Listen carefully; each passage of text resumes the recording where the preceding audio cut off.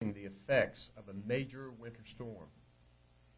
And let me remind you, this is a snowstorm, not a snowfall. It's serious.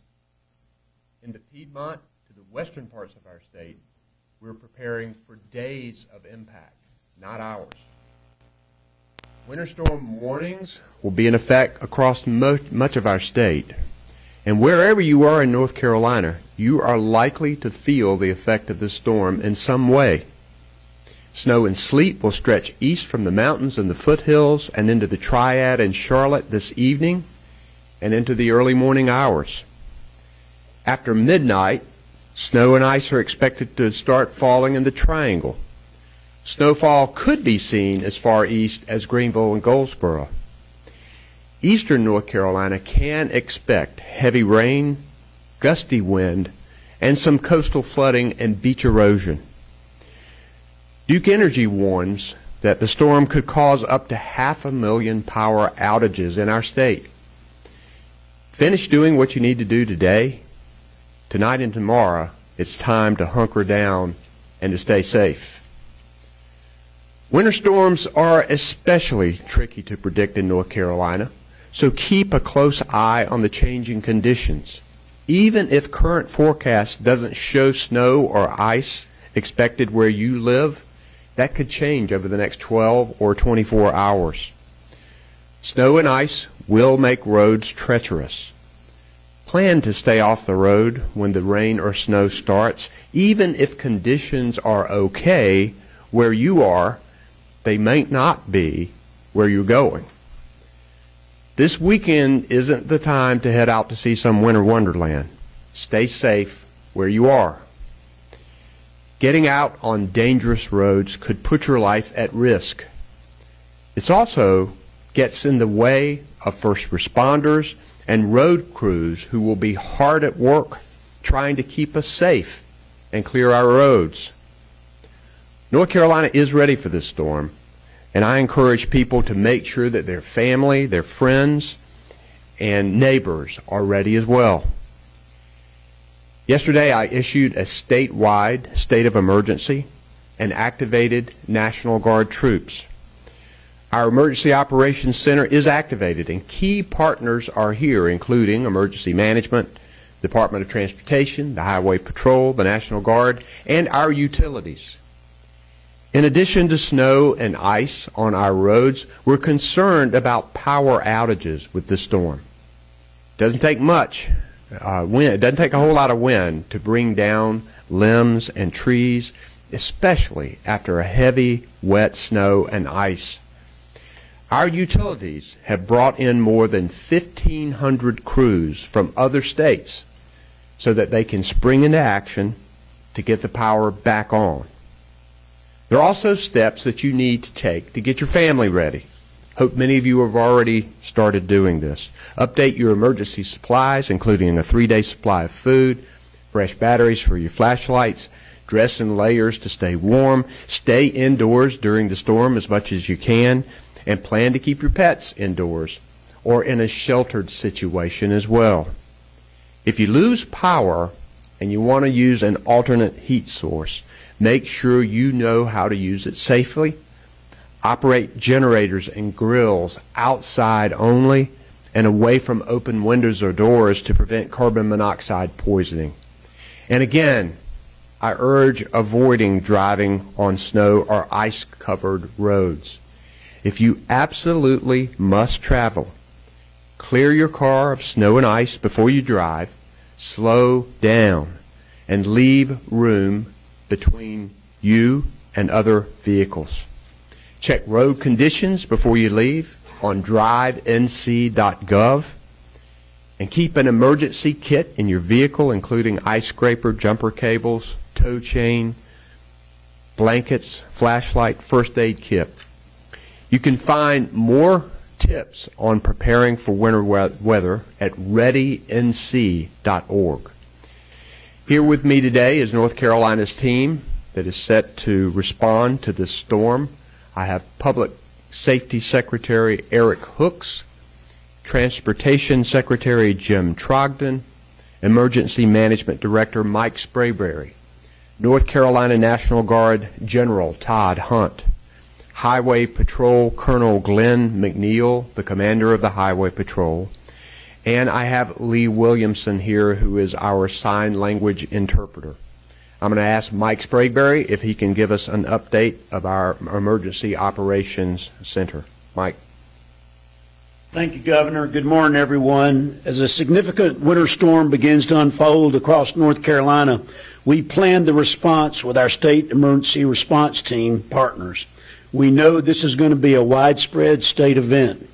We've activated the state EOC along with our regional coordinating centers so we can provide the full spectrum of disaster response capability to all impacted areas.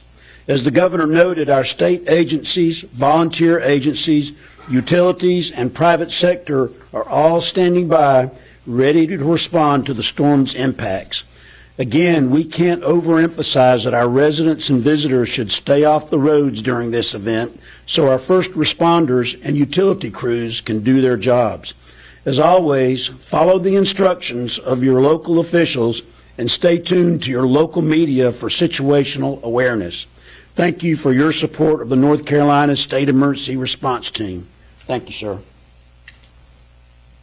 Thank you, Mike. I'll now call on Secretary of the Department of Transportation, Jim Trogdon. Jim. Thank you, sir. Since yesterday morning, NCDOT has been continuing our anti-icing operations, and based on the revised weather forecast and new winter weather advisory, extended that coverage of anti-icing a little bit east of I-95 into those counties in the advisory area. Our crews placed an additional 1.1 million gallons of anti-icing agents since yesterday morning, and we will be completing those activities today and transitioning our crews that will report tonight and tomorrow into snow plowing and salt spreading operations after the storm hits. So we are ready to respond to this storm and do recommend that folks, before they leave, visit drivenc.gov and do not travel if it's not necessary. Thank you. Thank you, Jim. And now the commander of the North Carolina Highway Patrol, Colonel Glenn McNeil. Thank you, Governor. In participation with our state and local partners, the State Highway Patrol stands ready to assist as we await the incoming winter storm. Troopers across the state are prepared to mobilize and respond to the impacted areas when called upon. Our message is synonymous with that of Governor Cooper's. The public safety is paramount. Driving conditions will diminish throughout the day as snow and ice begin to fall along our roadways. Motorists are encouraged, please don't travel in the impacted areas if you don't have to. But if you must travel, make sure that you have a plan. Clear your vehicle of snow and ice so that would prevent flying debris from your vehicle. Make sure that your cell phone is fully charged in the event that you need it in an emergency. And if you are involved in a collision, remove your vehicle from the roadway if the collision is minor.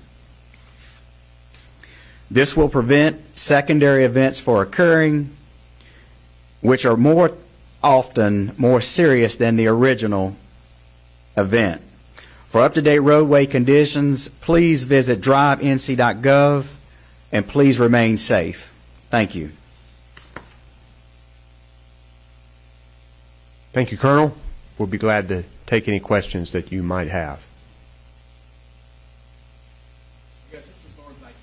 Oh, grab that mic if you will. Yeah. I guess since the storm hasn't shown itself yet, are you worried that North Carolinians will underestimate this and not realize that this storm is coming as quickly as it is? This is early for North Carolina to be talking about this kind of winter storm. So I know we have a situation in our state where we are often on the line of frozen precipitation or not. And you never know exactly where that line is going to be. The meteorologists do a pretty good job, but it's hard to tell exactly. I do believe, though, that particularly in the Piedmont, the mountains, and the Charlotte area, people know that this is serious. They're looking at a foot of snow, and that is something that they are taking serious. I feel confident about that. I think people in the Triangle East may not be taking this as serious, and when you look at the potential for some significant snowfall in the Triangle, we want people to be prepared. It's better to do too much than too little, because you can find yourself in a difficult situation, and that's why we're encouraging people to be careful. Any other questions? I guess Right. Yes. building off of that, I mean, we just finished just a few months ago preparing for hurricanes and those kind of disasters. So for the people that have done that, you know, what are the similarities between preparing for something like that and preparing for this winter storm? North Carolina has had experience in preparing for disasters. We have just had 2 hurricanes that have torn through our state. I believe that the quality of our response is tied to the coordination that we have with our local governments, local emergency management officials, our federal officials, our utilities, our private businesses, and our volunteer organizations. And here at our Emergency Operations Center, all of that is coordinated.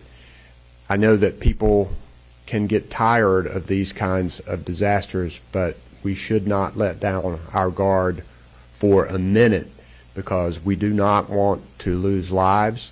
We want to minimize the economic damage. I know in many parts of our state that were hit by the hurricane that kids missed a lot of school. Really don't want to miss any more school days for those kids. So I know that there will be a lot of work done to try to clear our roads after this storm leaves, to get us back to business and back to school as soon as possible. I think we're ready for it, and we will continue to work hard to do that. Thank you.